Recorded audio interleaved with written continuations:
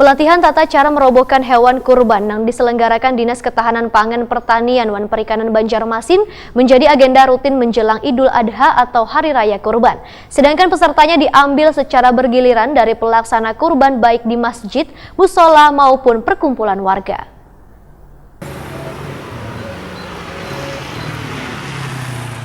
Pelatihan tata cara merobohkan hewan kurban yang diselenggarakan Dinas Ketahanan Pangan Pertanian dan Perikanan Banjarmasin menjadi agenda rutin menjelang Idul Adha atau Hari Raya Kurban. Sedangkan pesertanya diambil secara bergiliran dari pelaksana kurban baik di masjid, musola maupun perkumpulan warga. Medika Veteriner Dinas Ketahanan Pangan Pertanian dan Perikanan Banjarmasin, Dr. Hewan Anang Wijatmiko, Wahetakoni Prima TV di sela-sela bimbingan teknis pemotongan hewan kurban sesuai syariat Islam dan kesejahteraan hewan di RPH Jalan Tembus Mantuil Banjarmasin Selatan, Baisukan Selasa 6 Agustus 2019 memadahkan bila pelatihan merobohkan hewan kurban ini dengan menggunakan metode satu tali atau metode Barley, yaitu dengan mengikatkan tali kedua punggung hewan sehingga hanya dengan sekali tarikan maka sapi pun akan roboh. Metode ini, ujar Dr. Hewan Anang Wijatmiko, akan lebih aman bila dibandingkan dengan menggunakan kayu di bagian batis hewan kurban, maka akan sangat menyiksa hewan tersebut. Sedangkan metode Barley ini akan berhasil dilaksanakan bila panitia kurban menarik dengan kuat di bagian belakang sapi atau hewan kurban tersebut, karena sekali tarikan dengan kekuatan penuh maka sapi akan roboh, kemudian diikat keempat kakinya. Jika ditalikan kandur maka sapi akan kembali berdiri. Dr. Hewan Anang Wijatmiko menyatakan dalam kesempatan ini juga diselengi dengan memberikan pengetahuan mengenai kesehatan daging kurban, mulai dari cacing hati hingga penyakit zoonosis yang ada pada sapi.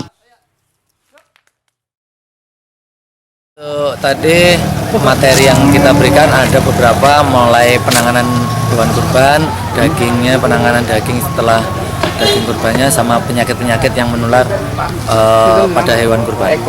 Jadi ada mulai dari cacing hati, cacing pita, penyakit-penyakit zoonosis yang ada di sapi, mulai dari antrak, TBC, brucellosis, dan yang lainnya.